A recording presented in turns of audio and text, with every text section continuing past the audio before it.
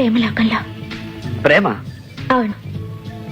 Love at first sight మీద మీకు నమ్మకం ఉంటే ఐ లవ్ యూ. నేను చెప్పేది నిజం. ఈ స్పీడ్ యుగంలో అన్నిటితో పాటు ప్రేమ కూడా స్పీడ్ గా పుడుతోందన్నమాట. ఎండ ఎప్పుడు వస్తుందో చెప్పొచ్చు, వాన ఎప్పుడు పడుతుందో చెప్పొచ్చు, కానీ ప్రేమ ఎప్పుడు పుడుతుందో చెప్పలేం. Excuse me sir. Yes. Are you mister Raja? అవును. Call for you sir. Hello. అలాగా.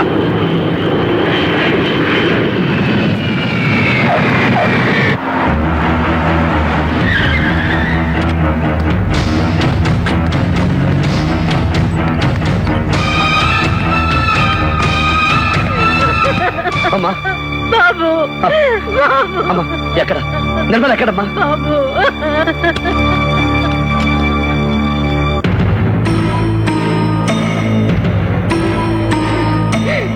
వచ్చావా బాబు?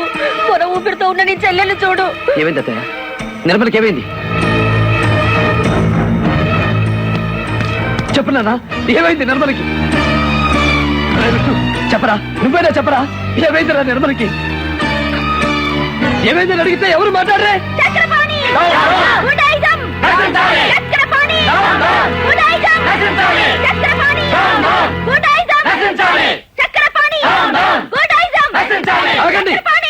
ఏం జరిగింది? ఏం జరిగిందిగా బద్మాష్ గారు చెప్పలే?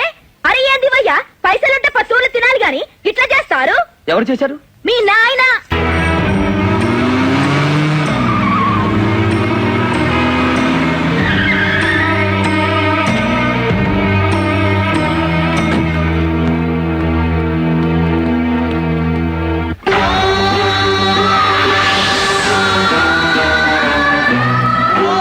కస్టమ్స్ క్లియరెన్స్ కోసం మెడ్రాస్ పెడుతున్నాను. తిరిగి రాగానే ఎగ్జిబిషన్ ఏర్పాటు చేస్తాను. All the best.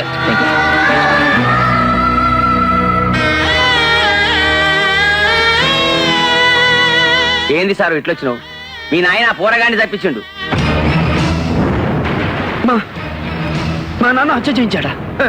సంపకపోనీకి మీ నాయన ఏమన్నా గౌతమ బుద్ధుడా? ఆ పోరాన్ని చెల్లెల్ని చూడవా, ఆ తల్లిని చూడు, ఆ తండ్రిని చూడు. 30 సంవత్సరాలు మీ ఫ్యాక్టరీలో చాకరీ చేసి కాలు పోగొట్టుకున్న ఒక కార్మికుడికి మీ నానిచ్చిన కానుక బాబి. నేను నమ్మలేకపోతున్నాను. నువ్వు నమ్మినా నమ్మకపోయినా నీ చెల్లెల్లా కొడుకుని ప్రేమించింది, పెళ్లి చేసుకుంటాన్ని ప్రమాణం చేసి లేనిపోని ఆశలు కల్పించి వాడి జీవితాన్ని నాశనం చేయకమ్మా అంటే మా ఇంట్లో వాళ్ళని ఒప్పిస్తానని చెప్పి తీసుకెళ్ళింది. అప్పుడు మీ నాన్న ఏం చేస్తాడో తెలుసా?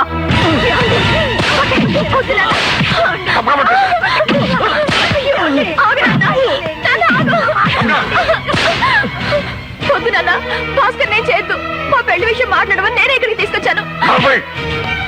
మన ఫ్యాక్టరీలో పనిచేసే ఆఫ్టర్ కూలివసమా? రేపు నుంచి వాడు నన్ను మామయ్య అని పిలిస్తేనే పలకాల. అంత లేకుండా నేను బ్రతకలేను నాన్న, ప్లీజ్. సత్యవతి, నేను తీసుకెళ్ళగా పడే. యారా, నేను మీ అమ్మాయి జోలికి రాను అని చెప్పలేసుకో. నేను ప్రాణాలతో వదులుతాను. కొన్ని నిమిషాల క్రితం వరకు భయపడ్డాను, ఇప్పుడు తెగించాను. నేను మీ అమ్మాయిని ప్రేమించాను, పెళ్లి చేసుకుంటాను. మీ ఆస్తి నాకు అక్కర్లేదు. మీ అమ్మాయిని నా వెంట పంపించండి. నాతో పాటు కల్లో గంజ తాగి బతుకుతుంది. మనసు మార్చుకో. చస్తేనే మారేది. యాదవ్, వీడు నా కూతుర్ని ప్రేమించడం లేదు అనే వరకు కొట్టండి. తీసుకెళ్ళండి.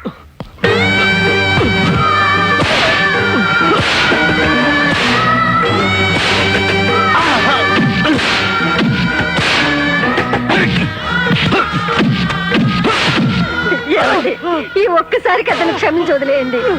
నిర్మలకి ఏమైనా అయితే మనం బ్రతకలేమండి. మీకు దండం పెడతాను, అతను వదిలేయండి.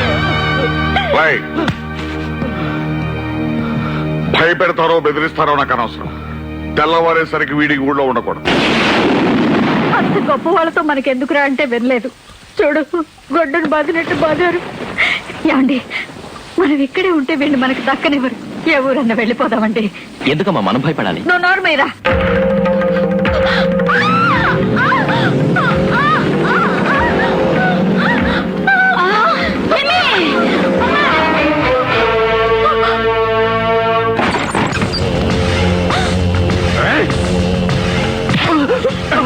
మేము ఈ ఊరు వదిలి వెళ్ళిపోతాం. వాడిని వదిలిపెట్టండి బాబు.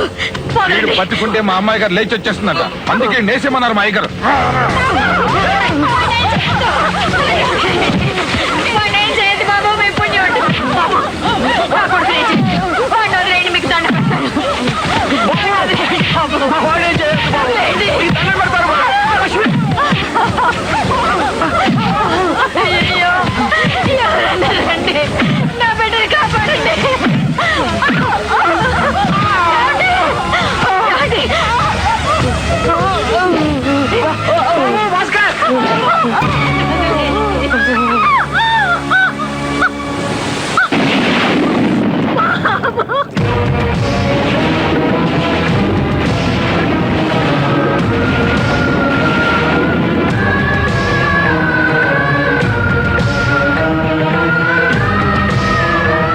నమ్ముతావా?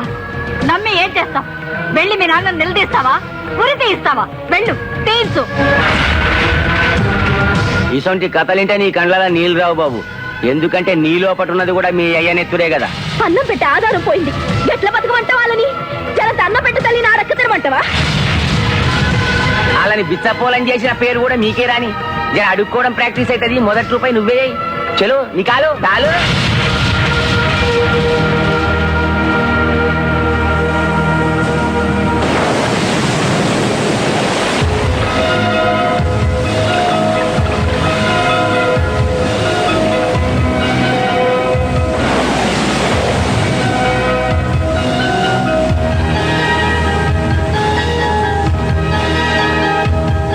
ఇప్పుడు నమ్ముతావా? నమ్మి ఏం చేస్తావు? వెళ్ళి మీ నాన్న నిలదీస్తావా? ఉరి తీయిస్తావా? అన్నం పెట్టి ఆధారం పోయింది, ఎట్లా బతకమంటావా? వాళ్ళని చాలా అన్నం పెట్టి తల్లి నా రక్త తినమంటావా?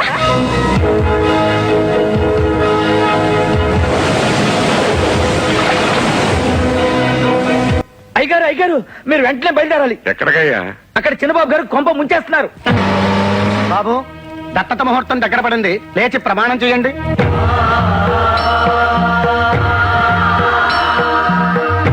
నేను పుట్టిన ఈ నేల సాక్షిగా, నాకు నీడనిస్తున్న నింగి సాక్షిగా, హిందూ సంప్రదాయానికి బద్ధుడనై మీకు తల కొరిపి పెట్టే కొడుకునవుతాను.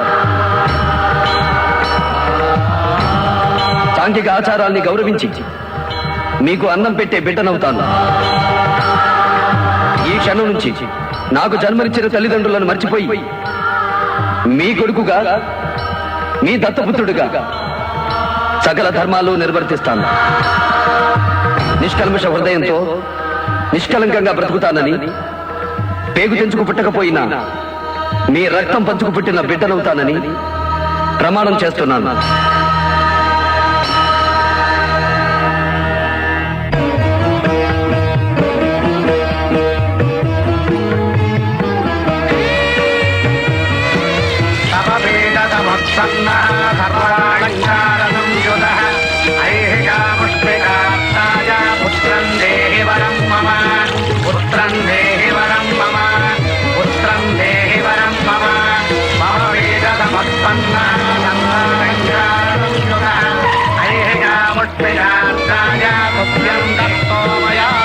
అయ్యా రంగారావు గారు, ఈ క్షణం నుంచి ఈ కుర్రాడు మీ కన్న కొడుకుతో సమానం. ఆపండి. ఏమిటి పథకం? తతంగం కాదు, పుణ్యకార్యం, దత్తత స్వీకారం. అవును, క్షణం క్రితమే నేను ధార్మికంగా ఈ ఇంటి బిడ్డనయ్యాను. నా ఇంటి పేరు మారిపోయింది. ఆ విషయంలో ఏం చేశావో దాని పర్యవసానం ఏంటో ఆలోచించావా? ఆవేశం నాది కాదు, మీది. ఇద్దరు ప్రేమికుల్ని విడదీసిన పాపం మీది. ఈ దంపతులకు పుత్రశోకం కలిగించిన పాపం మీది. ఏ వ్యక్తి పేదవాడని మీ ఇంటి అల్లుడవ్వడానికి ఇష్టపడక మీరు చంపించారో ఆ ఇంటికే మీ కన్న కొడుకు ఇప్పుడు దత్తత వచ్చేశాడు. మీరు చేసిన పాపానికి ఇది నేను వేసిన శిక్ష. ఇది భారత రాజ్యాంగంలో రాసి ఉండకపోవచ్చు, భారత శిక్షా స్మృతిలో వచ్చే ఉండకపోవచ్చు, భారత న్యాయశాస్త్రంలో ఏ పేజీలోనూ దొరకపోవచ్చు. కర్మను నమ్మే ఈ పుణ్యభూమిలో ముక్కోటి దేవతల సాక్షిగా చెబుతున్నాను, ఈ రోజు నుంచి నేను నీ వంశానికి కాదు, ఈ వంశానికి ఒక్కడిని.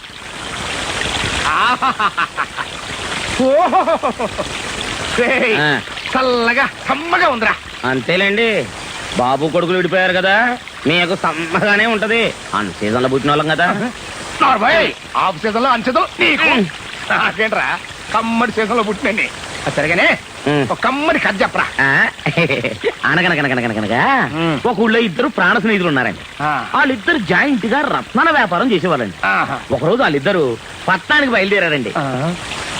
ఇదేదో నా కథలాగా ఉందేంట్రా. సెంటర్ లో చేంజ్ అవుతుందండి. ఇలా వాళ్ళిద్దరు కలిసి అడవిలో పోతుండగా సడన్ గా ఒకడు కాలు సరి కూతురు పడిపోయాడండి. అరే పాపం కాలు ఇరిగిపోయిందండి. ఒక్కడు కూడా ముందుకెళ్ళిపోతున్నాడండి. అప్పుడు ఆ రెండో వాడు కాలు ఇరిగినోడి దగ్గర ఉన్న రత్నాన్ని కాజేసి పారిపోయాడండి. ఆ తర్వాత ఆ పారిపోతున్న దొంగలు పట్టుకుని పీక పిసికి చంపేసి ఆడి దగ్గర ఉన్న రత్నాలు తీసుకుని వాళ్ళు పారిపోయారండి.